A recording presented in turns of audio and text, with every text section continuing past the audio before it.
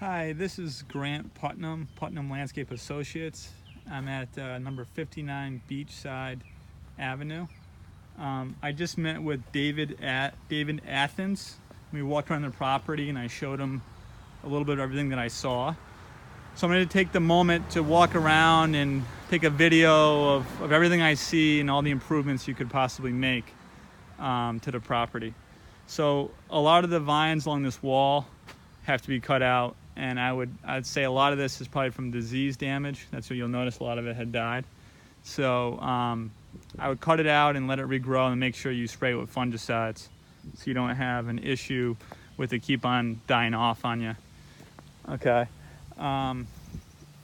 He mentioned that you had a wedding here a little while ago and added some new plantings. I noticed they added a lot of these endless summer hydrangeas. That's a mop head hydrangea. That's designed for morning sun and afternoon shade, and unfortunately here you get a lot of afternoon sun. So it was the wrong plant, and possibly you could relocate this in the future. It's going to burn out in the afternoon sun. You should use something like a little lime or a little quick fire hydrangea, which is a different family of hydrangea called a paniculata hydrangea, which does well in the afternoon sun. Okay. You've got a lot of nutsedge in the lawn and in some of the beds. So that's nutsedge right there. And this grass, let me show you. This grass right here, that grows twice as fast as the lawn.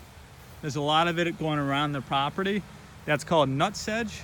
And to prevent that, you got to use an echelon application. It's a granular application in May to try to prevent that. Okay. These are all nepeta. Same thing, they're planted too close to the bed because those grow 3 feet wide.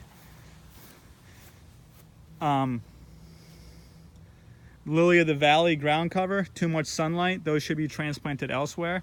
So around the whole property, you've got a lot of perennials, especially perennials, which are these little plants that flower every year, that are planted in the wrong sunlight conditions. So what you can do is you can reposition or transplant the shrub. So move this plant over there and this plant over there to make the plants look much more vibrant and healthy. I mean, these aren't supposed to look like this where they're all burnt up. And again, it's the wrong location for this plant. So one thing I would say is there's definitely a design build element in whoever you hire to do the maintenance. You want someone who really knows the plants, that can make suggestions on a yearly basis, because it's smart to make some small adjustments every year so you can maximize the potential in your beds. Got a gorgeous house, gorgeous property. It's just that there's a lot of design flaws as far as where the plants are located, and that's something we could definitely help out with. And then clethra, more nepeta, astilbe, liriope, that's called spicata liriope. A lot of weeds obviously have to be cleaned up. Vinca, lilac, roses, knockout roses, but those have to be deadheaded.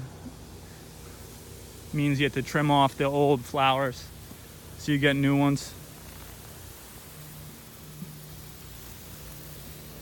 Beautiful Stewartia tree, one of the biggest ones I've ever seen.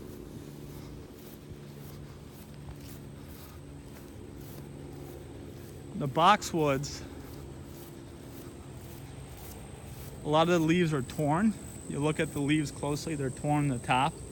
So there's two options, two things involved with this. One is whoever's trimming them now is probably not sharpening their blades enough. We sharpen the blades on our hedge trimmers every 3 days.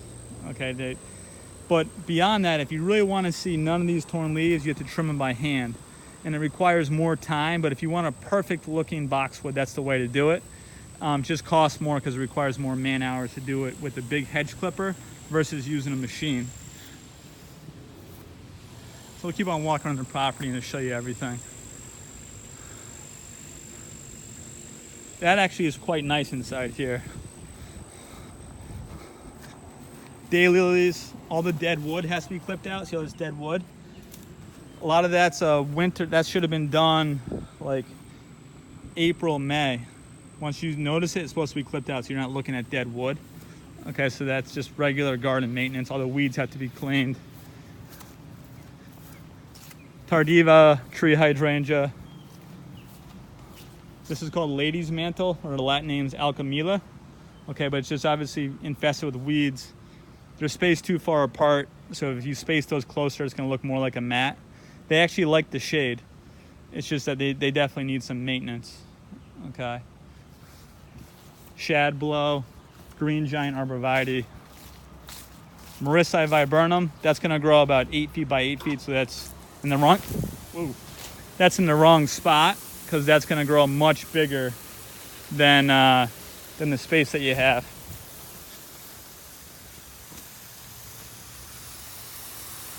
Okay. Hostas, maxi rhododendrons. This taxus or yew, there must have been another tree in here before. Must have fallen down, that's why there's a big open gap here.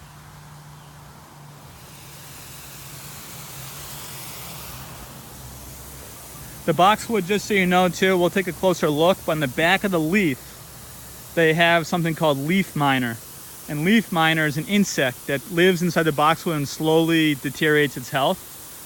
So you want to avoid that by putting in a systemic, a spring systemic. Basically, you end up pumping a fertilizer with a specific chemical that prevents the leaf miner from attacking your boxwood. Because as you know, these boxwoods are really expensive, so you want to really protect their health.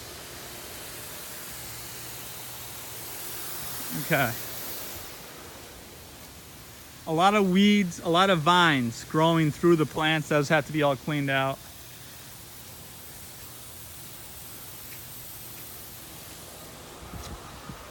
The deer are eating the emerald green arborvitae. Some of these plants I would end up taking out, like these unsightly plants, I'd just take them out and put in something else. Take all the cotton Easter out, which is this low growing plant, just a crappy plant. And then put in maybe drift roses, which start blooming in May all the way through frost. That'll really give you a lot more color. Irrigation, the other issue with the irrigation is that the heads now are spraying into the plants. So when you have heads that are going on every day and they're spraying into plants that only really want water 3 days a week maximum, then you overwater your plants, and then it causes a lot of health issues. So definitely, you know, David's going to do a great job kind of adjusting this for you, but all the heads have to be cut way back, so they're only spraying the lawn and not spraying in your planting beds. Because your lawn requires more frequent watering and your planting beds require less frequent watering, and that's very important.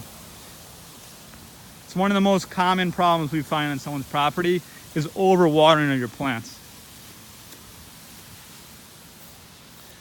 All right, your crabapple has a disease called apple rust, so that requires 3 fungicide applications in the spring.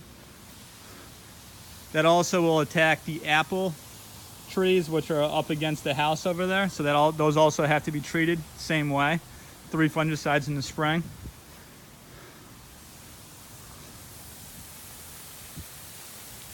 This Kwanzan cherry tree, it's a pink flowering cherry tree, has freeze-thaw damage. That's why you see the crack on the side. That's normal.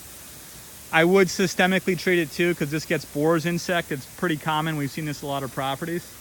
So that's something you would treat the same time you treat your boxwoods in the spring on the same application. Some of your plants are flopping over, like your rust and sage. So that has to be tied up so it doesn't flop over. It'll look much better. Just gonna walk in this area real quick.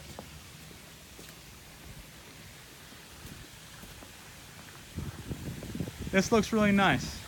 Obviously just needs some more maintenance as far as trimming some of the boxwoods, tying up some of the Russian sage. You have 2 of these crab apples that both have the apple rust disease. Nice magnolia tree.